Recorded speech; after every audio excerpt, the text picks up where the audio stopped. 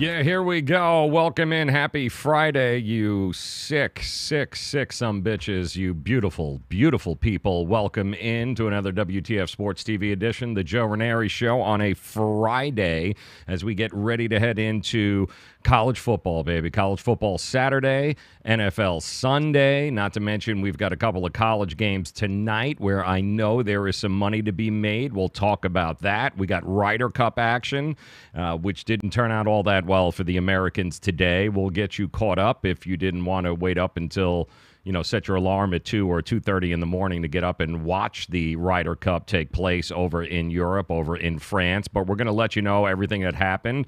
And it looks like they just went ahead and released the foursomes that are going to be set up. The team play again tomorrow. We'll tell you who Tiger Woods is paired with once again and how he did here this morning. Was it good for Tiger? Wasn't good in the afternoon for the Americans. Also, we're going to talk to in just a minute here a good friend Travis Wingfield from LockedOnDolphins.com. It is really the ultimate source with anything to do with the Miami Dolphins, who are approaching a game here against Sunday against the Patriots in Foxborough. This is a game. This can be one of those moments where teams and franchises, they'll look back and they'll go, that is when it shifted, and that is when all of a sudden we became a player in the game, and that is the moment where the Patriots, Tom Brady, Bill Belichick, well, they took a step back, and they have an opportunity, undefeated 3-0 right now. They have they got a chance of walking into Foxborough, a place they have not won anytime recently. Some of you might not have been born the last time the Dolphins won there, but safe to say that this is, I know it's only game 4, but this is a monster game for the Miami Dolphins. So we're going to talk to Travis Wingfield here in just a second, get his thoughts on the game and what it is that the Dolphins are going to have to do in order to make sure that that happens. But first, I do want to thank our good friends over at Miami Acura for making this possible. 855-564 4669. I can read the screen in front of me. That is South Dixie Highway, Palmetto Bay, for those of you in the 305. Go take a test drive. The all-new 2019 RDX. Deals upon deals upon deals happening right now. End of the year. They've got to go. So if you are shopping for a car right now, make sure Miami Acura is a destination on your plans. Take it for a test drive. You'll thank me. The all-new 2019 RDX at Miami Acura. So, guys, Miami Dolphin fans, we all know this. They are undefeated. They are one of 3 teams that remain undefeated. We know the Rams won last night, and the Dolphins travel to New England. Kansas City is the other undefeated team. Which one of these 2 teams will come Monday not be undefeated? And a lot of people don't think the Dolphins can get it done in New England against Tom Brady, a guy that has lost 2 games in a row now, and people are just losing their minds. So we thought it would be great if we brought on Travis Wingfield from LockedOnDolphins.com and the Locked On Dolphins podcast. He joins us here via the Miami Acura hotline, and I got to tell you, there's not a lot of love being thrown towards, of all the undefeated teams, Travis, the Miami Dolphins are not getting a lot of love. It's kind of been the same story all week, or all year, I should say, really, going back to every game. They have those expert picks, whether it's ESPN or Pro Football Focus, whatever it is. You see they have the team logos across each professional's pick, and it's always the other team. So it's nothing new. That's what we're used to. It's kind of the chip on the shoulder season for the Dolphins this year. Yeah, it certainly is. And you've got a great piece, Locked on Dolphins. Check it out, LockedOnDolphins.com. But you have a great piece about this could very well be one of those moments for the Dolphins, the first time for this franchise in a very long time, where they have an opportunity to kind of end the reign of terror that the New England Patriots and Tom Brady have had, not only over them, but over the AFC East. So this is a pretty big game for the Miami Dolphins. Have they been treating it as a pretty big game? The message in the building, at least from what Adam Gase and all the players at the press conferences and stuff have said, is that it's just the next game. And, they say that, and I think it's probably one of those cliche coach speak things, because this is a massive, massive changing of the guard, hand over the crown type of potential game for the Dolphins. And I'm not saying that's the end-all, be-all. Like, if they win this game, they're all of a sudden going to be, the next Patriots. But you get a 3-game lead in September in the division with the head-to-head tiebreaker. I mean, everything's on the line here for the Dolphins, and it just seems like it's probably the biggest game they've played since that 2008 game at the Meadowlands for the AFC East back then.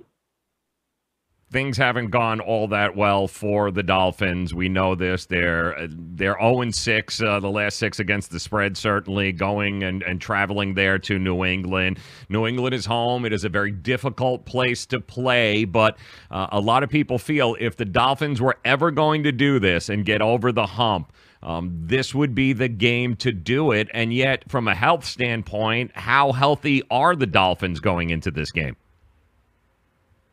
Well, they've lost a starter every week in the season so far to injured reserve. It was first Martise Gray, the tight end, and then Josh Sitton, the left guard for the Dolphins, and then this past week, William Hayes. And Rashad Jones, the Pro Bowl safety for the Dolphins, had 2 picks in week 1, and then he got hurt in that Jets game week 2 and missed week 3 against the Raiders. And his health status is really the biggest one that bears watching right now, because he kind of changes the entire complexion of that secondary. You get Mika Fitzpatrick playing back in his regular slot cornerback role opposed to going back to safety. It just keeps everything in line. He's a veteran leader. He gets the communication calls in from the defense, so it's a big part for this defense to have Rashad Jones. So I think he's supposed to play, but we'll find out come Sunday. I think he's a game-time decision. Travis Wingfield joining us, LockedOnDolphins.com and the Locked On Dolphins podcast. Make sure you check him out. A lot of talk last night with Jared Goff about how nobody saw this coming from Jared Goff. They've already anointed him the greatest quarterback that's ever played the game after last night's beating of the Minnesota Vikings. And there were a lot of comparisons being made this morning I thought was very interesting about how Jared Goff under Jeff Fisher and Nick Foles under Jeff Fisher, and how quarterbacks just die when Jeff Fisher is a head coach. And they're giving all of these excuses as to why it took so long for Jared Goff to kind of get to where he is right now. And I'm laughing because I'm going, well, nobody says that about Joe Philbin and Ryan Tannehill. Is it a fair comparison? Absolutely it is. I mean, you look at what they were the first couple of years in his career. I mean, the very first year, I go back to a quote from Mike Sherman, who actually coached Ryan Tannehill in college, and he said they don't want him leaving the pocket, which this is a guy that has plus athleticism, can throw the ball on the run as well as anybody, and you're trying to hem him in to a, play action, max protection, 2-route concept type of offense. That's not what he does well. He throws best out of the spread offense, and yeah, he can utilize that play action game, but it's best when he's on the roll. So coaching changes make all the difference in the world when it comes to quarterback play. The way they constructed this roster around Tannehill this year was different. Everything they did was built around Tannehill, and I believe truly that was the first time that's happened in his entire career.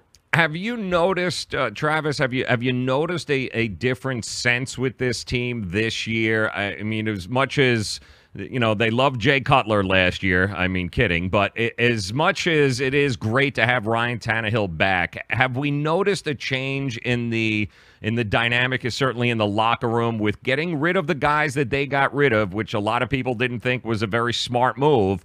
By getting rid of those guys, getting Tannehill back, has it kind of changed the complexion of this team? I think that question's a lot easier to answer after last week when you see Jakeem Grant and Albert Wilson high-fiving on their way to the end zone for that game-winning touchdown, or game-stealing touchdown, I should say. It's just, there is a different mood and different temperament in the locker room around the building. I mean, Jay Cutler, he's famous for not caring, not giving a damn. And Ryan Tannehill's kind of a different type of guy. They have all these new celebration team photos they take after every touchdown they score. And the biggest difference I've noticed is just the autonomy at the line of scrimmage and getting the team into the right play call. This up-tempo offense, you have to be able to read the defense from pre-snap. And that's the biggest difference from Cutler to Ryan Tannehill. So I think there definitely is a comfortability and a better sense of familiarity with Tannehill over Cutler. What is it going to take? Travis Wingfield joining us here via the Miami Acura hotline. LockedOnDolphins.com and the Locked On Dolphins podcast is how you hear him. You guys are you got some of the best analytical stuff on this team on the website there. So having looked at this game now, what are some of the keys that the Dolphins are going to need to have in order to be able to pull off this victory, this upset on the road against a team that is reeling? I don't want to say it's a must-win for the Patriots, but they're kind of in uncharted territories if they don't win this game. It's pretty crazy to think about. I mean, they haven't had a 3-game lead over the Patriots since the 2002 season, so it's gone a long time back. But as far as keys to this game, they have to keep the Patriots running game kind of, at check right now, the way it has been so far this season. Tony Michel's slow to get going. James White's more of a pass-catching back. Rex Burkhead, Jeremy Hill, both out for extended time now. So if they can keep the running game in check, it just puts more pressure on these Patriot receivers that, frankly, aren't that good. I mean, Rob Gronkowski's best tight end to ever play the game. But as far as wide receivers go, the Dolphins match up so well out there. So if they can make the Patriots one-dimensional and have to try to beat them on 3rd and long, it's not going to happen for them. Yeah, just having the ability to have Xavier Howard, go up against like a Chris Hogan, that's a big matchup or a big mismatch in the Dolphins' favor. So being able to make the Patriots one-dimensional, forcing them to throw in 3rd and long into that tight man coverage is going to be difficult for Brady. And then on the other side of the football, the Dolphins' 3rd down offense has been atrocious this year too. So staying on schedule, limiting penalties, and the mistakes that cause you to get behind schedule. So 3rd down is going to be the key, as it usually is, but more so in this game. What about the running game? What do we got to do to be able to get the running game going here to Miami Dolphins? Not that it's been atrocious, but it certainly is an area I think they're looking at and going, we got to be able to kick this up a notch. It wasn't a great week for Kenyon Drake last week against the Raiders. So what is it? What are some of the keys to getting that running game going? Because that'll open up Tannehill and play action and everything else. Absolutely, yeah. I thought Kenyon Drake was going to have a big year this year. He's only got, I think, 100-something rushing yards so far through 3 games. But when I talked about the way they built this offense around Ryan Tannehill, one of the things they did was sacrifice power in the running game for better pass protection, and they just don't have it up front. You look at the interior offensive line. Josh Sitton wasn't a great run blocker. He's out, and the same is the case for Ted Larson now. Dan Kilgore at center, Jesse Davis at right guard. These guys aren't going to blow guys off the ball, so it's difficult to run inside for this team. Where they got a lot of their running yardage early in the season, those first 2 games, was on misdirection and variety in the running game and just taking advantage of what the defense was showing you at the line of scrimmage. So basically just finding a way to continue to, surprise the defense with the running game. I mean, those 2 jet sweep plays that went for touchdowns last week technically go in the books as passing plays, but those are running concepts. It's just stretching the defense horizontally. And I think we'll see much of the same with that in this game on Sunday. It's horizontally running game as well as the screen game on offense to just continue to stretch that defense out.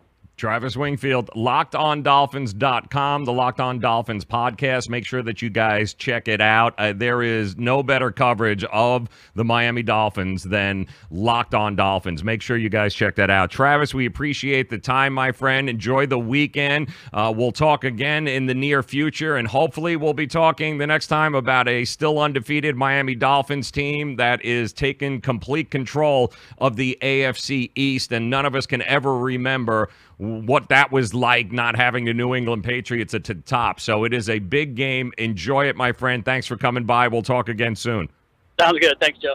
You got it. Travis Wingfield, Wingfield NFL. Make sure you guys check him out. Great place for everything that is Miami Dolphins. That's LockedOnDolphins.com. Love his stuff on Twitter all throughout the week. But this is it. I mean, this is that moment where it could be a passing of the crown moment for the Miami Dolphins to be able to go into Foxborough and be able to do something that they have not been able to do since, 2002? You're talking about 16 years of dominance there in Foxborough with Tom Brady and Bill Belichick, and this would kind of, and there's a lot of football to play, I get it, but this is an opportunity for the Dolphins, a statement game where there is no way you could look at them on Monday if they're able to pull off the victory and go, this team isn't for real. There's a lot of people that were very underwhelmed with Adam Gase and Ryan Tannehill and the whole Dolphins team going into this year.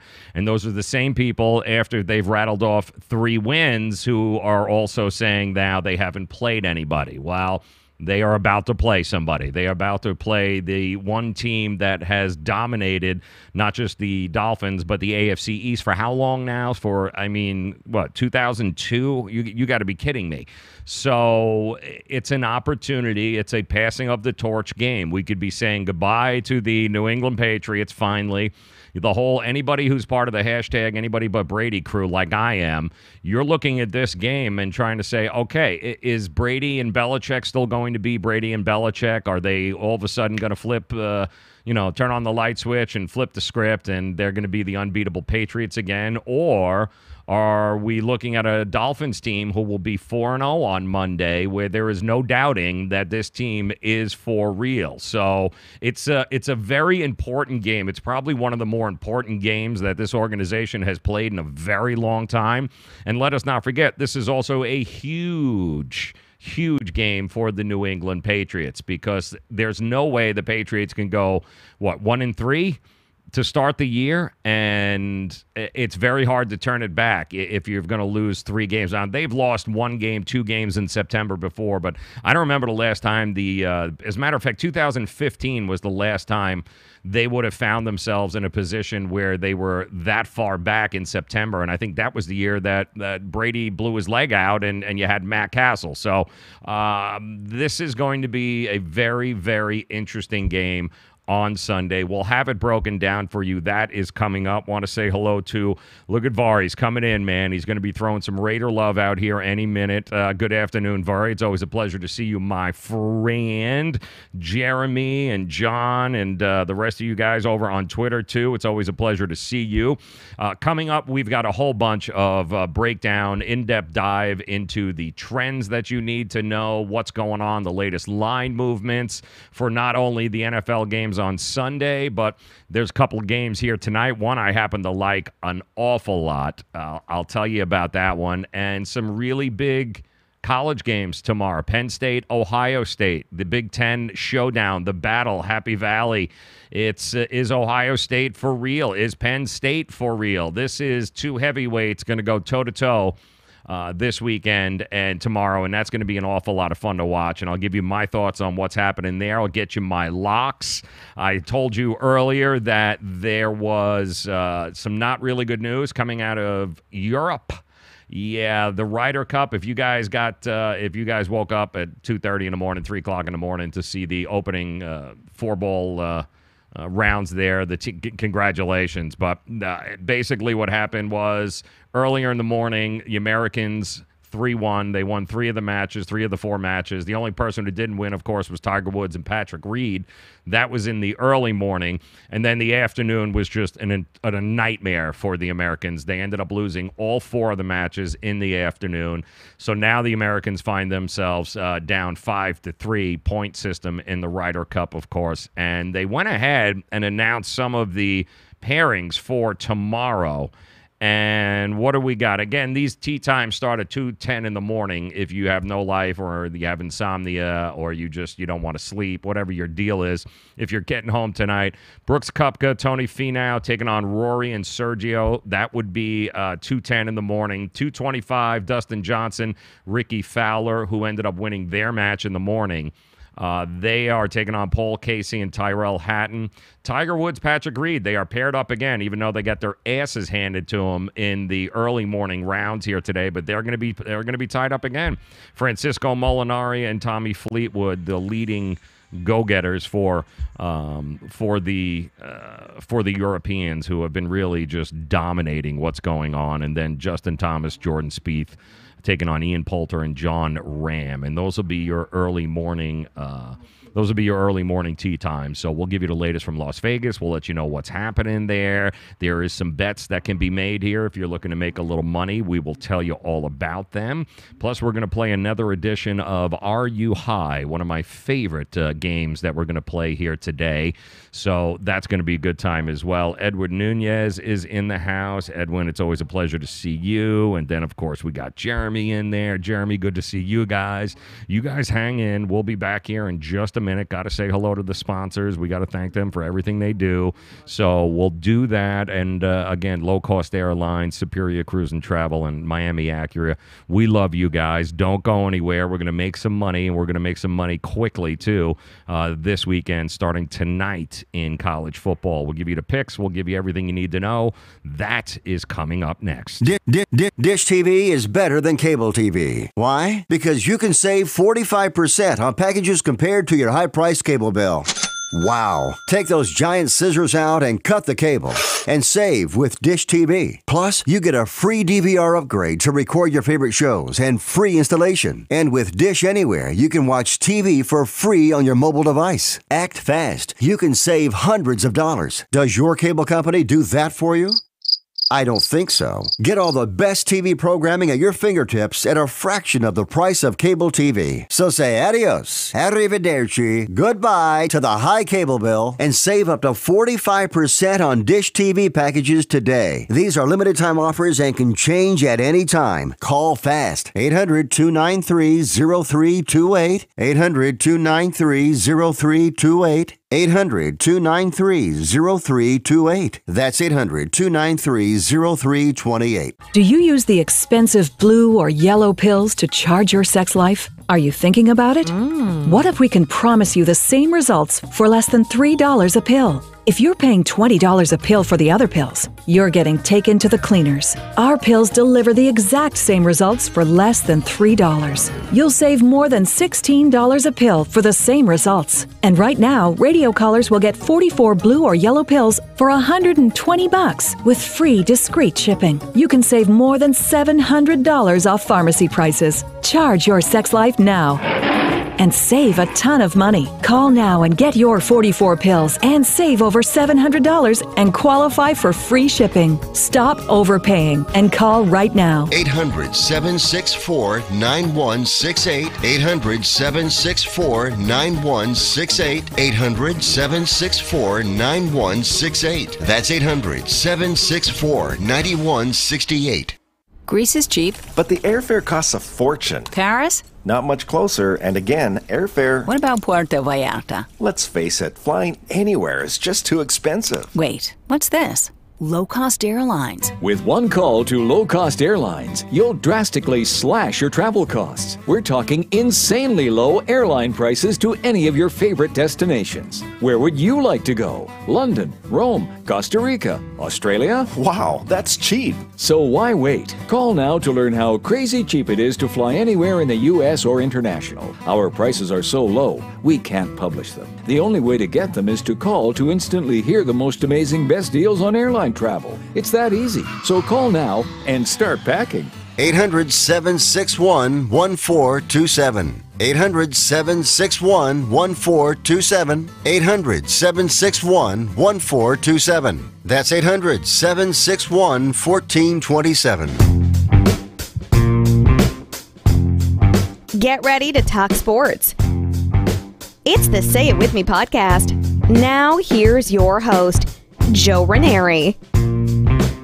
Happy Friday once again to you. Welcome in the Joe Raineri Show, WTF Sports TV. Thank you so much for making us a part of your day. Edwin, Jeremy, Vari, Frank, Michael, John, you guys rule. Thank you so very much. At WTF Sports TV. That's where you can reach us each and every Monday through Friday, 4 p.m. We do this live. We like to have a little fun, give you like an hour or so of some fantastic sports betting knowledge. We want to thank, of course, our good friends over at wagertalk.com. If you guys haven't had a chance to check out wagertalk.com, what the hell are you waiting for? There's money to be made, but before there's money, there's got to be information, and nobody's got more free information, better information than wagertalk.com about everything and anything there is to bet on. If you guys haven't had a chance, go check it out.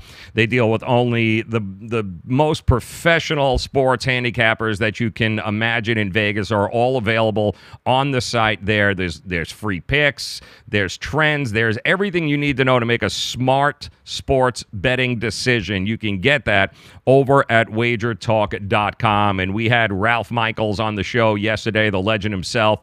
We talked about not only last night's game, but we talked about tonight's game in college. And he's got some really interesting insight into a few of the games on Sunday in the NFL. And if you missed that interview, don't worry. It's here. You got it listed. Certainly, those of you that follow us on YouTube, you know exactly where it is. Facebook, you just scroll down. You'll be able to see the interview with Ralph Michaels.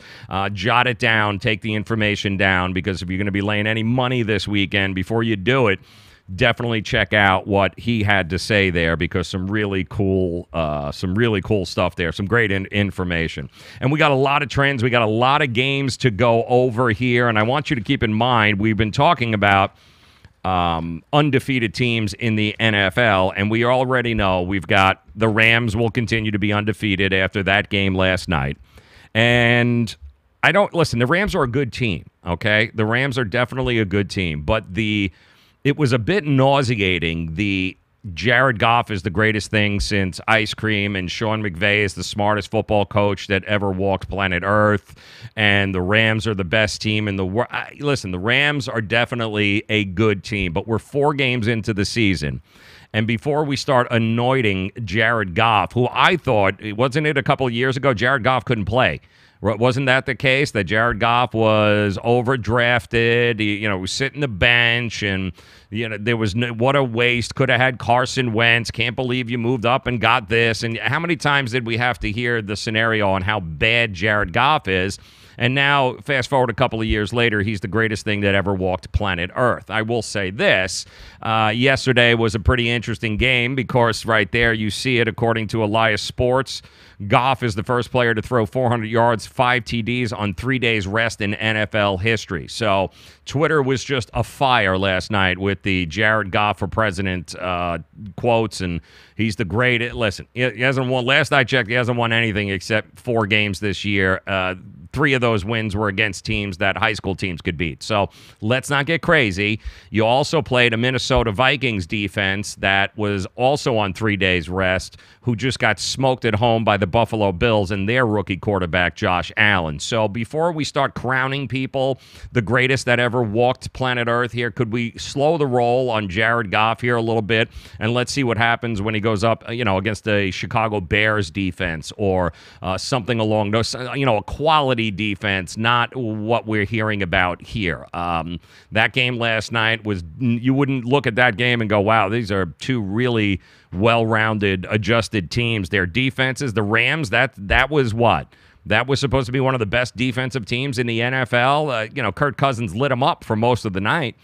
So I wasn't impressed with either one of the defenses. I was impressed with Jared Goff. Don't get me wrong. The play calling is great. The guys are believing. He's got a ton of weapons. The defense is good, although I do think they're very soft in the middle there. And with the injuries that are piling up there with Aqib Talib and Marcus Peters in the secondary, they've got some issues. There's no doubt that front is just as ferocious as anybody with Ndamukong Suh and Luke Donald, but Luke Donald, the golfer, no. Aaron Donald there on the front, they're going to go get some. They're going to get some of their, they're going to have a few sandwiches along the way at the buffet there. But, man, let's just slow down before we already give them the Super Bowl trophy and say they're the greatest thing ever. I will say this, though, and I'm wondering if you guys agree with it. What we learned, I think, and what Jared Goff tells us is that the NFL is all about coaching. The NBA is all about stars, okay? Nobody cares. I love Spo. I love Eric Spoelstra, but quite honestly, they're winning championships whether Eric Spoelstra's there or he's not there. The coaches don't make the NBA. Stars make the NBA. But in the NFL, we are witnessing maybe the end of one of the greatest combos ever, that being Tom Brady and Bill Belichick. It may be coming to the end now, but we all know what Bill Belichick was prior to Tom Brady. All right, and he wasn't what he's been with the New England Patriots. And we continue to hear about what a nightmare Jeff Fisher is with quarterbacks. And if it wasn't for Steve McNair, Jeff Fisher would have been one of the worst head coaches in NFL history. I'm kind of shocked he hasn't gotten another shot in the NFL yet, but not a great quarterback guy. We know that. He had guys like Nick Foles and Jared Goff, and they were atrocious. They were made to look like they couldn't play the game. And then we've seen what Nick Foles can do with a coach like Doug Peterson or Chip Kelly, and we're seeing exactly what happens here with Goff when he's got somebody that a coach that understands what's happening here and puts him in a position to be successful. So if anything we can learn from Jared Goff is, yes, an amazing game last night. The kid's got a bright future, but let's slow down on the whole greatest of all time talk. He has a coach, and he's got a coach that understands what he does well. And if the NFL, if you don't have a coach, okay, and you can say what you want to, Aaron Rodgers is fantastic, but Aaron Rodgers has had Mike McCarthy for how long now? And as much as those two may not like each other, the truth is the both of them are probably better off with each other, a necessary evil, than without each other. We know Tom Brady and Bill Belichick don't get along. We just, Ian O'Connor's new book, we just saw how Tom Brady has felt trapped for the last couple of years and, wanted to get out, felt like the walls were closing in on him. And, yeah, congratulations. But without Bill Belichick, Tom Brady, the hell were you going to be?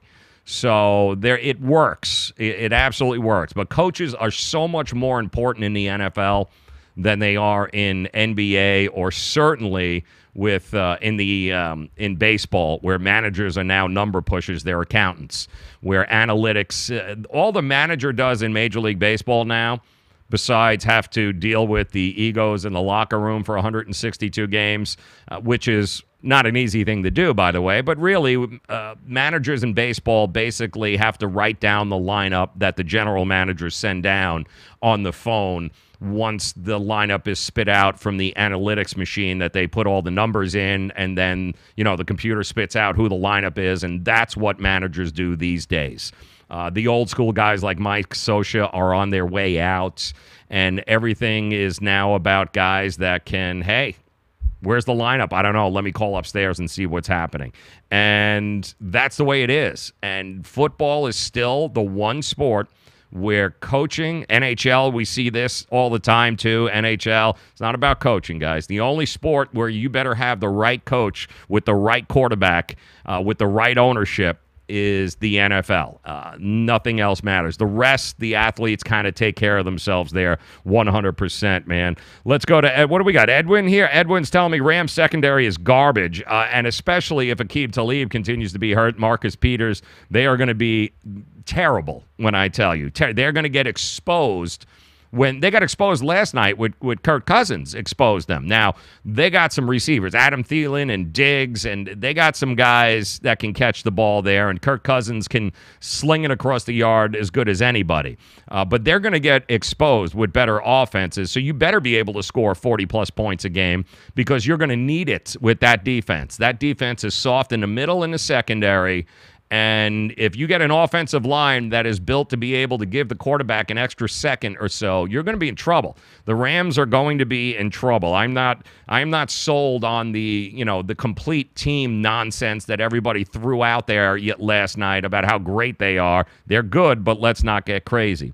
The Raiders will win against the Browns if Derek Carr plays. Oh God, really? Oh, I knew. How did I know that was going to come? How in the world did I know Vari was going to throw a Raiders situation out there? Let me tell you something here, Vari, about your Raiders team. And I can't believe I'm saying this, but I'm fading the Browns, and I'm taking the damn Raiders, okay? And so is most of the sharp money in Las Vegas, because there's no way I'm going to now think that the Browns with a rookie quarterback, and I've got the numbers, we'll go over this here in a minute, but the idea that a rookie quarterback on the road after winning their first game in the last 3 years is somehow now going to put together a streak. They're gonna put together a winning streak. Yeah, no. Plus, their defense is all banged up in Cleveland. A lot of those starters, the linebacking crew is decimated right now. They're not nearly as healthy as they were. So Cleveland's got some injury problems. And let's face it, you've got a team that is 0-3, Gruden at home. The team is getting better, the Oakland Raiders. I do think that the Raiders and John Gruden are going to figure out a way to give a rookie quarterback, as fun as he was to watch against the Jets and coming in and winning that game, congratulations. He is still going to be a rookie, and he is still going to have growing pains, and that is one hell of a place to play, by the way, as a rookie quarterback. So I'm taking the Raiders this week, Vari, so I'm on your side. I don't want to hear any crap about it either, but yes, I'm taking your damn Oakland Raiders. I can't believe I'm actually saying that, but I am.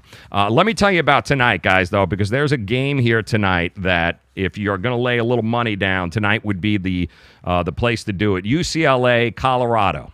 Now, Colorado is 3-0 straight up. They're undefeated, and UCLA has yet to win a game.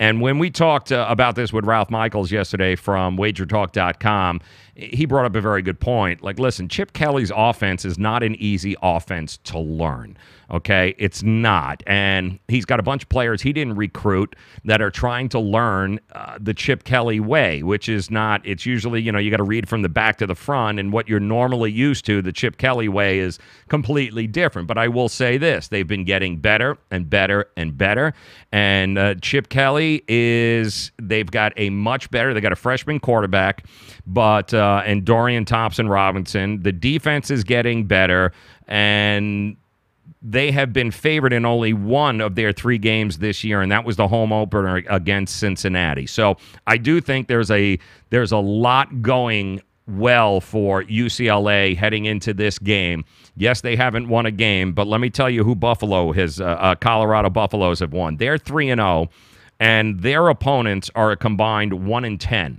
So, yes, they've won all their games, Colorado, and I do like Colorado, but they're laying, in a lot of books, 11, 12, 13 points, somewhere in around that number. And I don't think Colorado, even at home, has the athletes to match up with UCLA. I think Chip Kelly's got this team on the right track. I think the freshman's getting better, and I would anticipate UCLA completely upsetting the Colorado Buffaloes at home tonight. The morning line, money line rather, is plus 320, plus 325. So I'll take 3-1 any day on a Chip Kelly-led UCLA Bruins team that has been getting better, that it was going to take a few games to be able to get used to what the hell it was that Chip Kelly was talking about, but I think that they'll be fine. Plus, Colorado's coming off a bye, and that whole double digit thing for Colorado, it's been a little while since they've played. So they also, the offensive line for Colorado is a mess. They've been that poor quarterback has been under duress in all 3 games, and keep in mind, all 3 games are against 1-10 teams. So not like they've been playing the creme de la creme there at Colorado. 3-1 for a dog Friday night. I kind of like it. I like it a lot. I'll take those odds. To me, that is value. And there's also a ton of money coming in tonight on Tulane. That is right. Let me see what the latest line is. Tulane taking on Memphis here. And I think the latest line was 14.5. Let me see what we got here let me see what the public money is telling me. It opened up 13.5. It's moved to 14.5 right now. So a lot of the public, 75% of the bets right now from the public are coming in on Memphis. 25% on Tulane. However, almost 40% of the money is being spent on Tulane getting 14.5, 15 points. So that means the public, yes, they love Memphis. They love how they can rack up the points. And the sharps, the guys who know better, they're looking at Tulane right now, and they're dumping an awful lot of money on Tulane. Almost 40% of the money. 75% of the bets are going to Memphis, but 40% of the money is going towards Tulane with the points. So keep an eye on that. There's also some value to be got there. I'm not sure what is the money line. Let me see what we got on the money line here for Tulane, because that could be a very interesting. It could be a very interesting night for those of you who are contrarians that enjoy riding the money line. Let's see what we got college here tonight. What's the money line? Memphis Tulane plus 465. So Tulane is a 4-1, 4.5-1 shot also. So you give me 3-1 with UCLA, and you give me a 4-1 with Tulane taking 14.5 points. Guys, you're looking somewhere in a parlay there, a two-team parlay on the money lines alone is somewhere around 60, 61 to 1. So that's actually 60 to 1. I would take the two money line parlays tonight. Tulane plus 465 and UCLA plus 325. And then you don't have to work for the rest of the month or the year for that matter if you play your money right. Keep an eye on those games there. Don't say I didn't tell you so. We're going to have this conversation on Monday. Although I may, if I actually hit this here on Monday, we may not talk Monday if I hit this tonight. But keep that in mind. Tulane tonight, love the money line there, and I do love UCLA getting 11 points at plus 325. So just saying that I told you there. Don't say I didn't tell you guys. Now in the NFL, a couple of games that really stood out to us this week. Some trends that you need to know that we want to let you guys know about. Some of the line movements have been all over the place. They opened up at one thing, and they immediately saw so much money come in that they moved to another. The Browns and the Oakland Raiders were one of those. There's a lot of people that are on the Cleveland hype train. We know this already because they watched them beat the Jets and come from behind.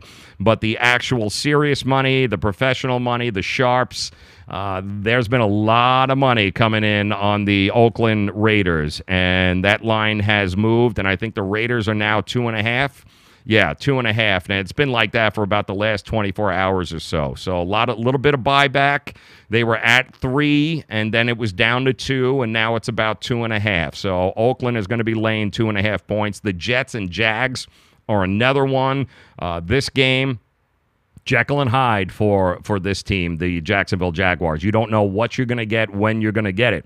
But this was another one of Ralph Michaels from WagerTalk.com. This was one of his favorite games of the slate this weekend. The under at 39.5. This would be the lowest under total of the year thus far if it remains under 40. And right now it opened up at 38.5, and so much money came in that it's actually been up a little bit now. It's like at 39.5. Lock it in if you can get it, because the chances of either one of these two teams lighting the other one up is not going to happen. The under is a damn solid bet this weekend. Jacksonville is where it would be. What a lot of people don't understand is that the New York Jets defense is right up there. They're number 2 rated defense in the NFL. They're number 1 against the pass. So the Jets defense is no joke, and you don't get a lot of press about it because we've all been talking about Sam Darnold. But the numbers are there. The efficiency is there. The big play capability against the Jets defense is not there. Plus, it's going to be a little windy in Jacksonville this weekend, so I don't see how either one of these two teams is going to be able to put up any points. Neither one of these two teams is going to be able to score 21 points apiece. So 21 at tops would be what one team gets. So that under, keep an eye, that under at 39.5, I think is a solid play for the weekend. And the Dolphins at the Patriots, it comes down to it, guys. What do you think? Do you think that the Patriots are going to lose 3 in a row?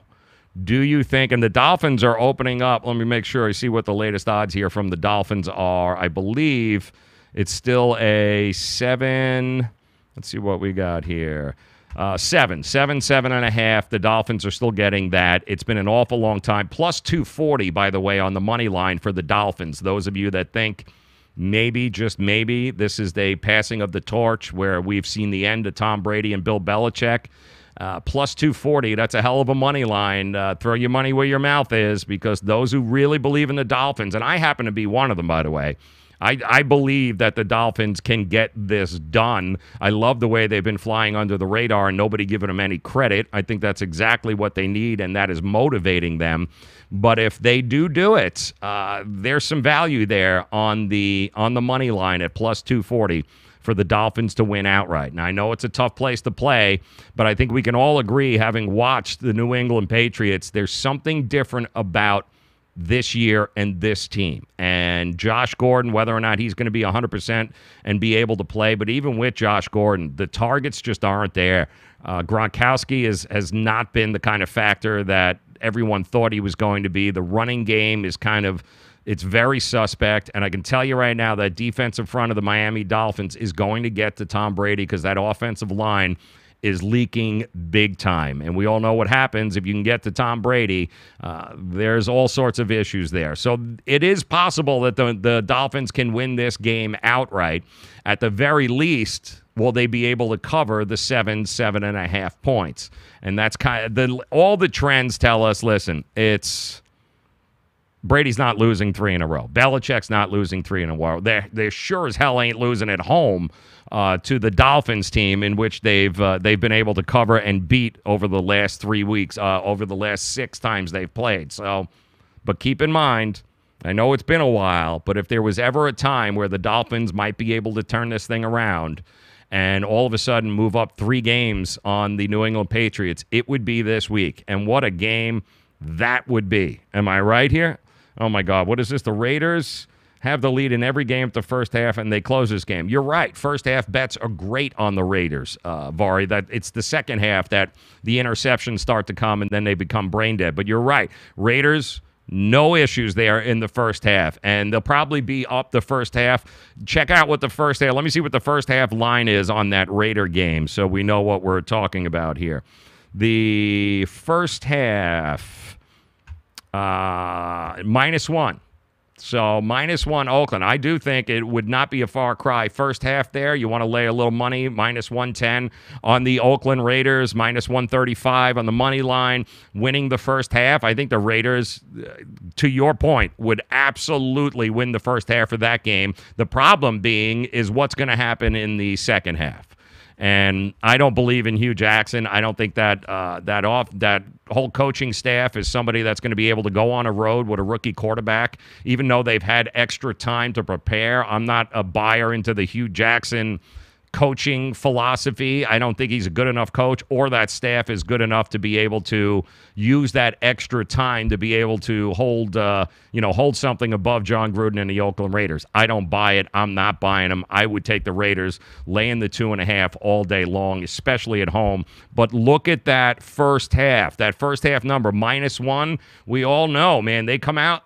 Oakland Raiders, they're going to light it up. They are absolutely going to light it up. And with the injuries on the Cleveland Browns front and in the linebacking crew, can you say beast mode, people? Beast mode might have 70, 75 yards in the first half and control the ball, and they can definitely win the first half.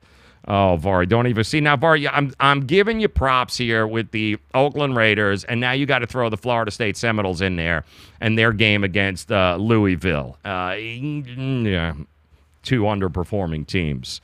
One of the other biggest line movements over the weekend, guys, Kansas City at Denver.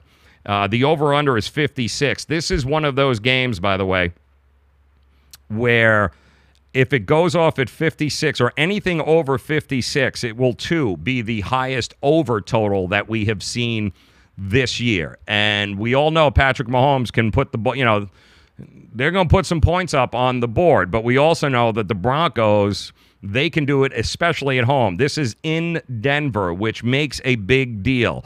And this would be the highest over that we have seen thus far this year at 56.5. This is also the 4th highest total ever recorded for a Denver game since 2003 in Denver. But the other games came when Peyton Manning was the quarterback, and that was during the 2013 season. But it's risen from 55 to 56. You got 51% of the bettors taking the under, but you do have some sharp money coming in going, you know what, guys? Yep. Think there's a good chance that these two are going to light each other up. Denver's defense is not what Denver's defense has been in the past, so there is a good chance that Denver can be scored upon. They are not what they have been. Also, this is the first time in the last 25 years that 3 double-digit favorites have lost straight up in the first 3 weeks of the season. It has been a little crazy trying to navigate through the through the lines when you look at these teams. Buffalo, of course, we know what happened there. Double-digit favorite, a double-digit underdog against Minnesota on the road, able to pull it off. But is there a game this weekend that we think we can look at and go, yeah, I think that's exactly where it's going to be? Philadelphia at Tennessee. There is an awful lot of people and a lot of money coming in on the fact that Tennessee is going to be able to upend the Philadelphia Eagles. In fact, Marcus Mariota is back under center, and only 32% of the bettors are on the Titans as of about an hour ago. Some of that money's coming up, pushing it -3, -4 for the Eagles. But I think what you need to know here, some of the trends in this game, is that since being drafted number 2 in 2015, Marcus Mariota is 18, 25, and 2 against the spread as a starter for the Titans. So not a great number for that. And no active quarterback has been less profitable than Mariota outside of the recently retired Carson Palmer. He's been losing money for this team as a home underdog since the beginning. So I don't necessarily think Marcus Mariota is going to make a big difference in this game for them. The Titans getting 4 is... To me, it's all about the Titans are a sexy pick right now, but to me, I think it's all about that defense. Tennessee is a tough place to play. Mike Vrabel's team has overcome obstacles. This guy's got this team believing. What they did against Jacksonville is no joke. No joke at all, especially the fact that they've won 2 games with Blaine Gabbert is... And they haven't played with their offensive tackles. I don't know if you guys even know that. Tennessee's offensive line has been in shambles because they've lost both of their offensive tackles. And Delaney Walker has also been gone since the Dolphin game. So they're getting the tackles back. They will have the tackles back. They'll have Mariota back at center. And I don't know, getting 3. To me, if you can get it over 3, if you can get 3.5 or 4 points, then I have no problem going with Tennessee in this game. I think it's actually a pretty valuable play because I like the job that Vrabel's done. I watched that game completely with the Jacksonville Jaguars. That defense is no joke. And now you're going to get Mariota back healthier. But more importantly, your offensive line is intact. I think they can do some damage at home against the Philadelphia Eagles. Not to mention, I'm still not buying Carson Wentz being 100% and somehow going to light up this Tennessee defense. Don't think that's going to happen. So the Tennessee Titans, when I looked at this game originally on Sunday night and Monday when the lines came out, I thought, and I had it with my power rankings, I had the Titans at -1, -1.5. So if you're going to give me an extra 3.5 to 4 points, I'll take it in Tennessee all day long. This is a much better team at home, especially as an underdog. In fact, home underdogs in the situation that they are in right now, 113-88, 56% against the spread. Since 2003. So they're at home. They're playing well. Mike Vrabel has done an amazing job coaching this team. When the year started off terrible, losing Delaney Walker, one of their leading weapons, lost the tackles, lost Mariota, and he still managed to win 2 games with Blaine Gabbert. And if you can do that, then you've got my nod for Coach of the Year thus far in that situation. So good for him there. Cincinnati at Atlanta. What do you need to know? It opened up at 5.5. And the spread has really stayed steady most of the week there. Cincinnati taking 58% of the bets and 78% of the dollars. And the latest line on this Cincinnati game, Bengals are getting 3.5. And some of the trends you need to know is that Andy Dalton has been in the league since 2011, and no quarterback, make sure you take note of this, no quarterback has been more profitable as the underdog in the regular season than Andy Dalton since 2011. The Bengals are 30-17-2 against the spread when they're getting points. When the red rifle there, good old Rusty, is behind center. That's pretty damn impressive. As a matter of fact, Dalton has started a game with a total of 50 or more only 3 times, and this is the highest over-under total. It's coming in at 53.5, almost 54. They're 3-0 in games where the over-under is over 50. So We know A.J. Green, even though he was a little hobbled up last week, he's healthy. He's going. Joe Mixon is out. We know that, which means Giovanni Bernard is going to get a bulk of the carries. So they've already announced that. So Giovanni Bernard, from a daily fantasy standpoint, is definitely a guy that you want to take a look at. And Giovanni Bernard is what, about $6,300 on DraftKings. But I'm sorry, I kind of like the Atlanta Falcons defense is toasted, is absolutely toasted. They've got injuries all over the place, and we watched what Drew Brees was able to do against this defense, and there's a lot more guys hurt in that secondary. They're a mess, a big-time mess. So with this offense and the way they've been playing, and given what the trends are, I'd have no problem taking the 3.5 or 4 points and taking the Cincinnati Bengals here. And Atlanta's going to get them. Atlanta's going to get their own because they also have some weapons. By the way, they still have no who was the running back here? This came out. Their running back is out again, and for some reason the name escapes me here. But he is the running back for the, and he's actually on my fantasy team. And for some reason I can't remember what the hell his name is. Wow.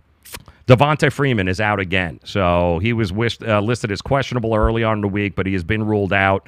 So keep that in mind. If you got him starting anywhere, But they're going to get theirs. The problem is the Atlanta defense, even at home in a dome, they're going to get lit up. So that's why the over-under is so high at 53.5. But I'm going with Rusty, man. I'm taking Cincinnati in that game. Jeffrey, what's going on, Jeffrey? Welcome in, my friend. Good to see you. All right, the Dolphins and New England, we told you, it's up to 7.5 in some points. The over-under is 58. And 43% of the spread bets have been coming in on the Patriots. And what makes that significant is that it's the lowest support that they have received since Jacoby Brissett was in at quarterback and took them to a 27-0 win over the Texans back in 2016. It's the lowest support Tom Brady has received since November of 2013. And that game, Peyton Manning and the Broncos came into New England as a 1-point dog. So this is the public all of a sudden is looking at the New England Patriots going, I don't think so. Yeah, there's a problem there. Miami does have a better record than New England, but that hasn't helped teams in the past since 2003. Teams facing Brady with a better record than the Patriots, 6-17-2 against the spread. Yep. Keep in mind the Patriots are 22-7-2 against the spread when receiving less than half of the spread bets. So they love the underdog situation here. If you can get 7.5, I don't think this is the same Patriots team. Until they can prove otherwise, the Miami Dolphins, even the money line, and what we say the money line is plus 240 for the Miami Dolphins. It would not surprise me if the Miami Dolphins walked away with a W on Sunday. I know all the trends and all the numbers, and history tells us don't count out the Patriots, but there's something different about this Patriots team. It's not this. They look slower to me. I think Stafford lit them up. I think the Detroit Lions showed they look slow. They look old and slow, and I don't know how you're going to fix that in a week. I really don't. And I think the Miami Dolphins have all the confidence in the world, and I think Cameron Wake is going to have himself some Brady sandwiches this weekend. Just throwing it out there. Tampa Bay Buccaneers at Chicago Bears. All right, Fitzmagic once again. Lot of arguing going on in Tampa as far as who should be the starting quarterback. Should it be Fitzpatrick? Should it be Jameis Winston, who is back from suspension? A lot of back and forth happening there as far as who's going to go. It looks like Fitzpatrick is going to be under center once again. And the biggest amount of money coming in on this game is on the under. The under is getting 54% of the bets and 82% of the dollars. So the over-under right now, let me make sure we've got the right number, the latest. Over-under is 46.5 currently in this game. So Chicago has won 2 in a row. We know that, but each win is only been decided by one score. If it wasn't for the Bears and that defense, Mitch Trubisky is not a good quarterback. He still looks lost out there. Nagy looks like he's got to keep the training wheels on. If the game comes down to him having to make a play, Trubisky, I'm not buying it, man. They've got to figure out a way to be able to get this kid to step up, or maybe not. I don't know. I'm not sold on Mitchell Trubisky being able to lead the Bears anywhere. They are at home, which is a good thing. So Tampa Bay is going to be on the road there. But I don't know, man. History is not on the Bears' side when it comes to covering in a situation like this. Teams that failed to make the playoffs the year before, like Chicago, have been good candidates to fade in the first half of the season when they jump out to a winning record and are favorite, which means the numbers, or at least the trends, go, bet against Chicago. Is good. They've won 2 games, and they were just a couple of plays away from beating Aaron Rodgers on the opening game. They should actually be 3-0. The wheels start to fall off. At least that's what happened over the last couple of years. Bears -3. I don't know. To me, I'm taking Fitzmagic until you tell me otherwise. I think they got a lot of weapons. I think the decision to have Fitzpatrick be your quarterback. I like the defense of Tampa Bay. I love the defense of Chicago, but I don't trust Mitchell Trubisky. So if it comes down to quarterbacks right now, the hot hand, I'm going the other way. I'm going with Fitzpatrick. So I'll take the money on the road against this Bears team, -3.5. I'll take that all day long. The under might be a good play, too, at 46.5, 47, but I'm not betting on Mitchell Trubisky. No way am I betting on Mitchell Trubisky. Don't buy him, don't like him. Detroit at Dallas. Cowboys are laying 3 here, and not a lot of support for the Dallas Cowboys coming in. The biggest trend in this game you should know is linebacker Sean Lee is the heart and soul of the defense for the Dallas Cowboys. He's out 2 to 4 weeks with a hamstring issue. And according to the records, the Cowboys last season, they were 8-3 straight up, 7-3-1 against the spread when Lee started those games. But they are 1-4 straight up against the spread when he doesn't play. The reality is that defense of the Cowboys is a different animal with Sean Lee playing, and he is not. The Cowboys are getting less than 40% of the spread tickets, which is never good. If they close below 50%, it will be the 4th consecutive game that people will be fading Dallas at home. And that's not good. They are 13-23-3 against the spread when the public money fades them as the favorite, making the Cowboys the 2nd least profitable team in the NFL since 2003 in this situation at home, being the favorite. Not good. Absolutely not good. Stafford coming off a big win, but his numbers haven't been great in this situation. In fact, the Lions are 8-16-3 against the spread on the road off of a straight-up win, and of course they beat straight up. They ended up beating the New England Patriots last Sunday night. So not exactly you've got 2 trends here that don't point in the direction of winner, chicken dinner here. Not like Stafford's been in this place before and has done well, and the Cowboys have absolutely no home field advantage whatsoever. The biggest part of this game to me is the Lions' rush defense against Ezekiel Elliott. Can they keep Ezekiel Elliott in check? You know he's getting ready to go off. Dak Prescott has been atrocious with his 4-yard passes. It's not good. And that offensive line better get it going against these Lions. Otherwise, it's going to be a very long afternoon. They don't have any advantage being at home here to Dallas Cowboys. Seattle, they have absolutely, Detroit rather, they have began to put it together. I'm going with the better quarterback here. And I like Detroit because of the fact that Detroit, if they can keep Ezekiel Elliott in check, and I do believe they will sell out Matt Patricia to make sure that Dak Prescott is the one that has to beat them. I'll take the Lions and the 3 points. I'll get the better quarterback. There is no home field advantage here. And oh, by the way, they've also failed to cover the number 8 out of the last 10 times here, that being the Dallas Cowboys. So not like they've been on a great stretch. I don't buy the offense, and I think the defense is a shell of itself without Sean Lee in it. So I'll take the better quarterback. Give me the Detroit Lions plus the points. I told you with Jets and Jacksonville, the play here is the under, guys. 38.5, 39. If you can get it under 40, that's the play. Neither one of these teams is going to put up 20 points. It's not going to happen. The interesting thing here is the Jets defense, which everybody's very familiar with Jacksonville's corner duo, but the Jets actually have Morris Claiborne and Tremaine Johnson that grade higher in the NFL this season than what Jacksonville's secondary has. So keep that in mind. The Jets, don't sleep on the Jets defense. They rank number 2 overall right now against the pass. 2 overall, number 1 against the pass in the NFL.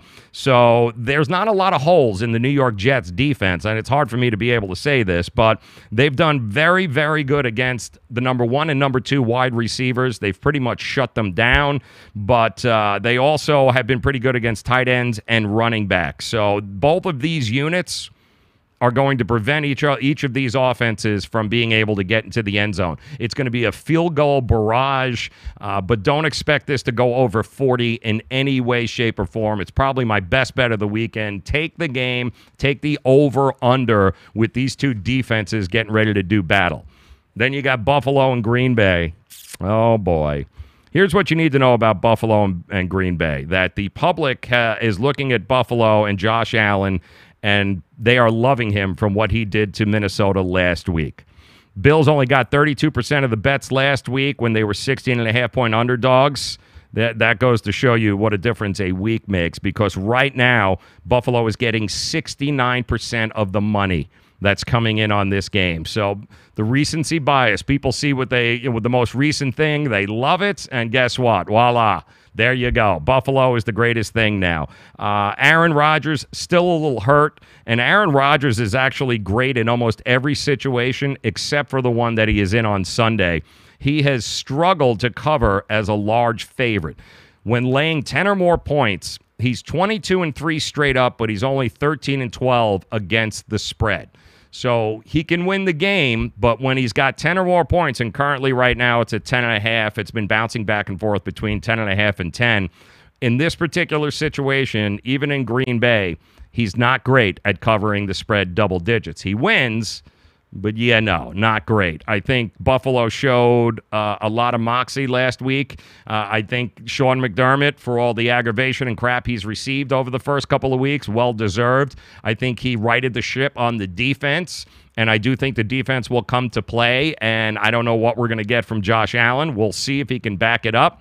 But I'm going to go with and I don't care what the numbers say, I'm going to bet on Aaron Rodgers at home every day, all day, especially if I can get it into a single digit. If I can get 9 or 9.5 by kickoff, then I'm definitely taking Green Bay in this game. The Colts, let me see what we got. Houston Texans at the Colts. The public is fed up with the Texans, and they have yet to cover this season. And they're getting, they got 80% of the bets in Tennessee 2 weeks ago and 55% of the bets last week against the Giants, and they are yet to cover. And I'm sorry, you can't sleep on the 0-3 Texans, as far as I'm concerned anyway. Teams that are winless have gone 36-23-1 against the spread in week 4, including 15-6-1 against the spread when they're playing a division rival. Obviously, the Indianapolis Colts, a division rival. They'll be on the road, but I like the fact that J.J. Watt is getting back into form. He's becoming that terror that he is to opposing quarterbacks. I'm not sold on the Indianapolis Colts offensive line. There's still some injuries in there, although Marlon Mack is back for the Indianapolis Colts in the backfield. I don't expect Andrew Luck to do more than throw these 5-yard outs, these little 4-yard hitches, because that's all he seems to be able to do here. I like the Texans getting 1.5 or 2.5, depending on which book you're looking at. And, sure, they're 0-3, but I do think that record is misleading. They've lost each game by 7 or fewer points. In fact, they're better team, according to many of the metrics, than the Colts are. So the Colts had a chance to pull the upset off in Philadelphia last week, weren't able to do it. I think this is a great opportunity for Houston to get themselves back on the winning track. I think there's too much talent. Will Fuller, yes, on and off again, practicing all week. But when you have Will Fuller in the lineup against and with Deshaun Watson, he's a different quarterback. In 6 starts with Wolf Fuller, Deshaun Watson averages almost 10 yards per attempt. So Andrew Luck is only averaging 5 yards an attempt since coming back. That arm is no way what it used to be. And we saw Jacoby Brissett come in and throw the Hail Mary at the end of the game against Philadelphia. Why is that? Well, that's because Andrew Luck can only throw 5-yard shots. So I'll take the points here. You give me the Texans. I think they're way better. The Indy is down to its 3rd-string right tackle, which means J.J. Watt is probably licking his chops. I think it's going to be a long day for Andrew Luck and the Indianapolis Colts there. I told you I'm taking the Raiders and the points. I don't buy the Browns. Seahawks and the Cardinals. This is another one of those situations where we've got a new quarterback. We've got the Josh Rosen era taking center stage in this game. I don't buy the Seattle Seahawks offensive line. I think it's terrible. This is not a good team, that being the Seattle Seahawks. A lot of this money has come in on the Arizona side. Arizona is getting, it's been bouncing back and forth, getting 3 or 3.5. And I'm not into the whole Josh Rosen hype. But I do believe that the Cardinals' front 7 is going to dominate the offensive line of the Seattle Seahawks. And I also think the Cardinals rank 6th in adjusted sack rate. So I can tell you that offensive line, they rank 31st in the same category, which means they are dead last in protecting their quarterback from getting sacked. And the Cardinals front, they're 6th in getting to the quarterback and getting the sack. That is a mismatch. And David Johnson, to me, it's David Johnson. What he can do against the Seattle Seahawks front 7, I think he's going to get his. I think he's going to get a lot of his with Josh Rosen behind center there. So defense, 21st, ranked 21st in the stuff rate, which means that they don't do a very good job of stopping the running back up to the line of scrimmage. They're not stuffing anybody. In fact, they are 21st in a league with allowing running backs to be able to get that extra yardage, 2 or 3 yards after the line of scrimmage before they hit them. And that tells me that the Arizona Cardinals are going to be able to get first downs with David Johnson. He's going to average 4 or 5 yards a shot, and it's going to be a long day for Russell Wilson. So I'll take the 3 points as a home underdog. I'll take the 3.5. Give me the Arizona Cardinals all day long. And finally, we've got the New Orleans Saints and the New York Jets.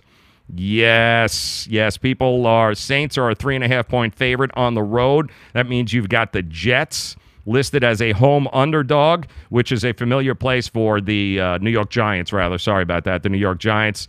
This is the 8th consecutive game started by Eli Manning in which he is listed as a home underdog, okay? And, in fact, Eli is 3-4 against the spread in that time. And this is the longest such streak of his career. So there hasn't been an awful lot of love given to the New York Giants, but Odell Beckham thinks he's got another big game in him, and the Giants getting 3.5, and I know the Saints are 2-1, but I also think they were a play or two away from losing to the Browns at home and in Atlanta last week. So they could very easily be 0-3 as far as I'm concerned. They rank 31st and 32nd against the number 1 and number 2 receivers in the league. You got Odell Beckham Jr. coming up. You got Sterling Shepard on the outside as the number 2, and you've got a running game that you have to respect in Saquon Barkley. So if Eli at home was ever going to have a big game, it's going to be against this defense. Now, Ingram is out, and I expect the Giants will probably go 3 wide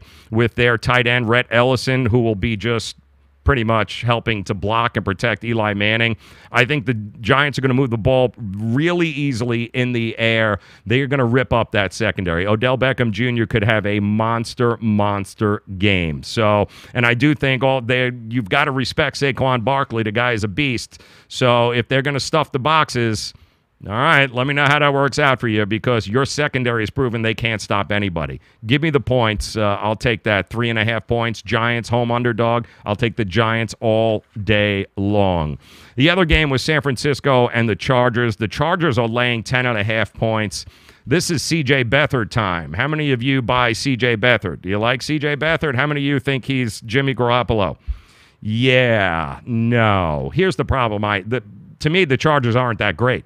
They still, without Bosa in that middle of the lineup there, defensively, Derwin James, they've had some moments here, but I don't trust the Chargers in any way, shape, or form in this particular position in this game. What I do like is the under, and the under is at 46 right now, and I like that. I like that because Kyle Shanahan is a guy that he's not going to unleash C.J. Beathard and let him blow this game. I do expect that there are going to be a lot of short passes and use that as the running game. I do think both of these teams, I think the defense is going to step up for the San Francisco 49ers.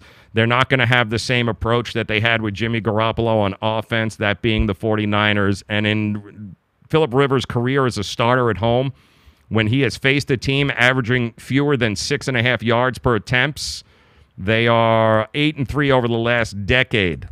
Under has won the game, and this is really good. Under in those games with Phillip Rivers have covered nearly 72% of the time. So the over-under is 46.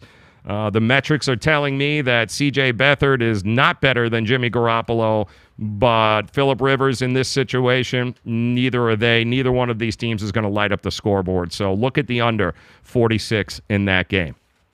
All right, did I miss anything?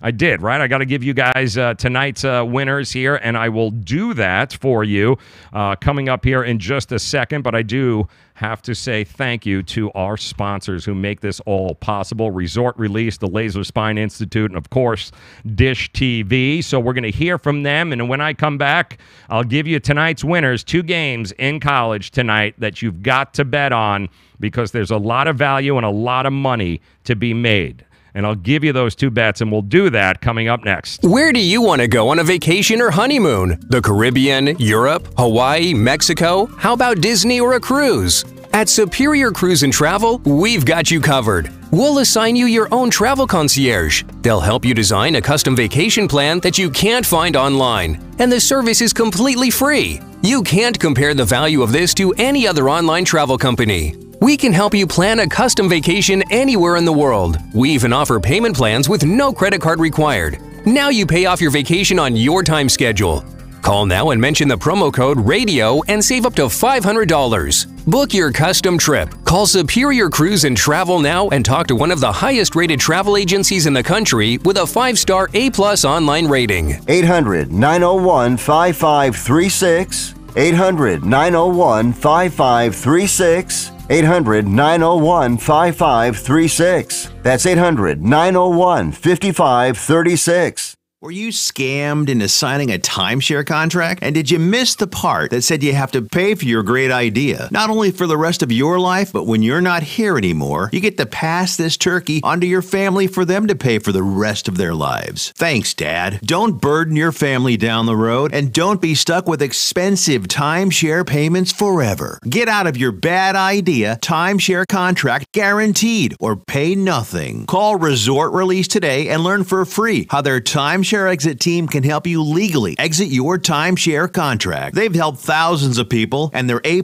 rated with a BBB. So if you feel scammed, get mad and get out of your expensive timeshare contract right now, guaranteed. Call NOW. 800-898-0816. 800-898-0816. 800-898-0816. That's 800-898-0816. Back pain doesn't take vacations. It never celebrates holidays. It's on the job 24/7 to keep your life exactly where it is, in limbo. But it doesn't have to be that way, because Laser Spine Institute can help you take back your life from chronic neck and back pain. With a less than 1-inch incision, our minimally invasive procedures have provided relief to over 60,000 patients with a 97% patient satisfaction rate. So get ready to stand tall and live the life you've imagined for yourself without pain. Are you or a loved one suffering from a bulging disc, herniated disc, spinal stenosis, pinched nerve, or degenerative disc disease? Call our spine care consultants now for a no-cost MRI review and to learn more. It's time to say goodbye to chronic neck and back pain. What have you got to lose? Laser Spine Institute, the leader in minimally invasive spine surgery. Call 855-720 BACK. 855-720-BACK. 855-720-BACK. That's 855-720-BACK. Don't be such a pussy. Subscribe to the Say It With Me podcast with Joe Raineri on iTunes today.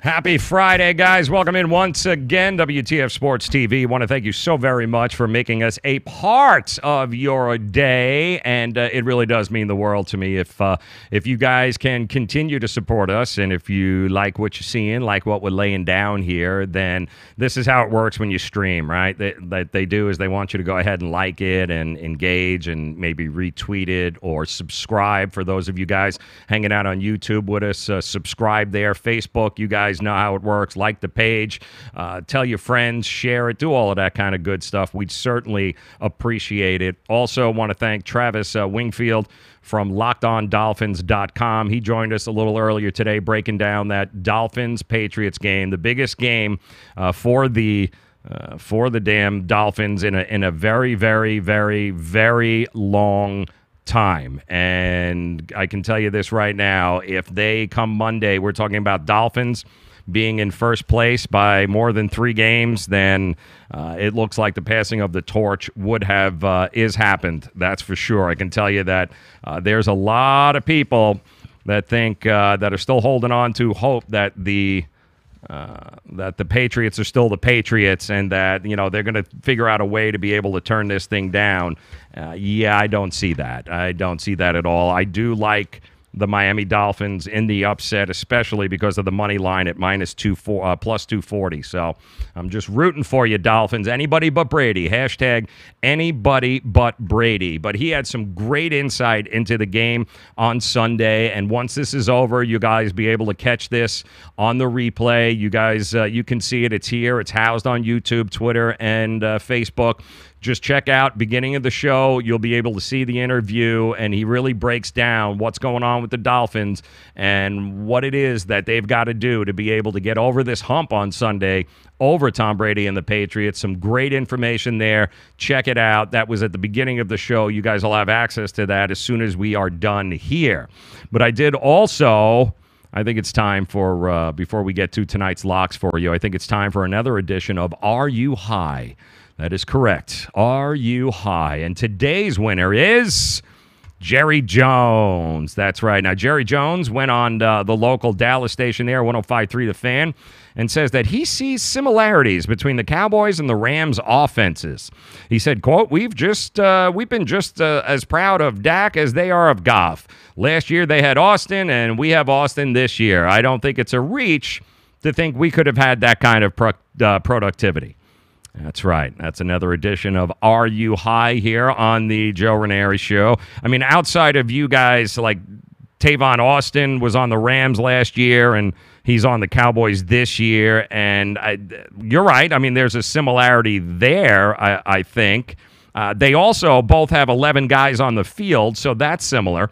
Both the Cowboys offense and the Rams offense have 11 guys on the field. That's pretty good. Actually, both teams are located in cities that have 2 L's in the name.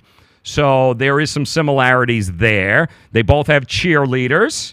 All right. They both have guys named Cooper. All right. That's pretty cool, too. I mean, that's definitely a similar thing. And technically, they both have head coaches, sort of.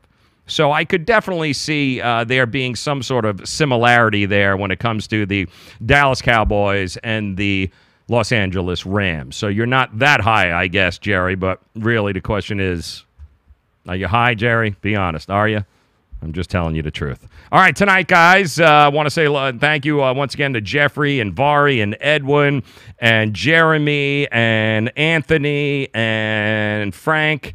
You guys rock. Thank you very much for hanging out with us today here in the chat rooms. You guys rule. Facebook, Twitter, and YouTube. Always, you can communicate with us and even get your name put across the screen there, just like Jeffrey does. And we will thank you, each and every one of you, for participating and hanging out with us. Not to mention the phone that we got here, the Miami Acura hotline at 855-WTF-2255. That is how you reach us. Vari, love you. Vari, I'm telling you right now, my friend, I'm taking your Raiders. And if they don't win this weekend and beat the Browns, you and I, we're going to have some words on Monday, man. I let you talk me into it, so I'm telling you right now, take the half. Take the half bet. Raiders first half -1. They always win the first half. It's the second half that worries me. But take the Raiders to go in at halftime leading that game. At least they better over that team.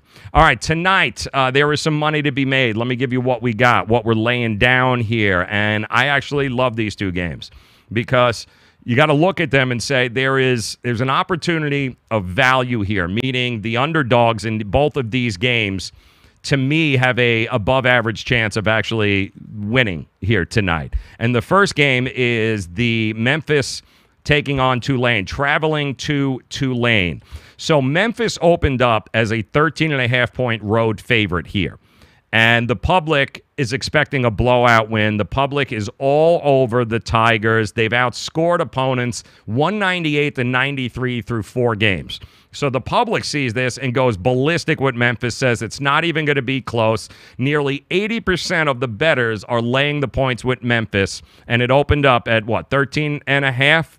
Yeah, as a matter of fact, there was so much lopsided public money coming in that they actually had to push the line up to 14.5. And the minute that happened, that's when the sharp money started coming in. The actual professionals, the wise guys, so to speak, they took advantage of this line and they're jumping all over Tulane. So you still have an opportunity at 14.5. Get in there and take Tulane. I can tell you right now, there's a lot of professional money when you look at. We know why the public loves it, because they see Memphis is going to score 1 million points. Well, no. 24% of the bets, 35% of the dollars in favor of Tulane. So there are much more smarter dudes than you and I laying an awful lot of money that Tulane is at least going to be able to cover the 14.5 points. The other game is going to be Colorado is hosting UCLA and Chip Kelly. The public loves an undefeated home favorite, and that's what you've got in Colorado, who is 3-0, going against a winless team at UCLA that's 0-3. Yeah. However, we started to see a lot of public money come in on Colorado, and then just like that, yeah, the money started coming in on UCLA. They opened up as an 11-point favorite. They got 62% of the spread bets. And now it has dropped down to -9.5. And to me, UCLA, an awful lot of money coming in on UCLA. They're getting 39% of the bets. Over 47% of the dollars right now are being laid on UCLA, getting 9.5. And in some books, you can actually get it at 10, even 10.5 still. So if you can get double digits with UCLA and you can get 14.5 with Tulane, that's your play tonight, guys. All right? That's your parlay right there. That's your two-teamer. Hell, I'm even taking the money line on UCLA, plus 325. I'm getting 3-1, and I think Chip Kelly is going to win this game. I think UCLA has got a real good chance at a upset here. So I'm rooting for the money line with UCLA plus 325. I'm still going to put it in a parlay as well, and I'm going to take Tulane getting 14.5. And then we'll talk on Monday, and we'll all count our money together, right? That's what I'm talking about, man. I got you, Vari. I got you. We'll talk to you on Monday, my man. We will see you guys then. Also, don't forget, 2 o'clock in the morning, you got yourself some Tiger Woods golf, little Ryder Cup. Americans did really good in the morning, got smoked in the afternoon. They're down 5-3. 2:10 in the morning, I believe, right? 2:10 in the morning is the tee-off time for the day 2 of the Ryder Cup. Tiger Woods, Patrick Reed are paired up again in the morning. We'll see if they can do better than what they did this morning when they got smoked. I think 5-4 they ended up getting smoked. Yeah, it wasn't very good. So little Ryder Cup action there. Listen, enjoy the games tonight. Enjoy the games this weekend. We'll break it all down on Monday. We get to do that all over again. In the meantime, thank you very much. Be safe. Good luck on the games this weekend. And come back and join us Don't forget Monday, 4 o'clock, we do it all over again. Come back and join us. We'll break it all down. We'll count our money, and we'll laugh and laugh and laugh and laugh. Have a great weekend, guys. I love you. Thank you so very much for making us a part of your day. Peace.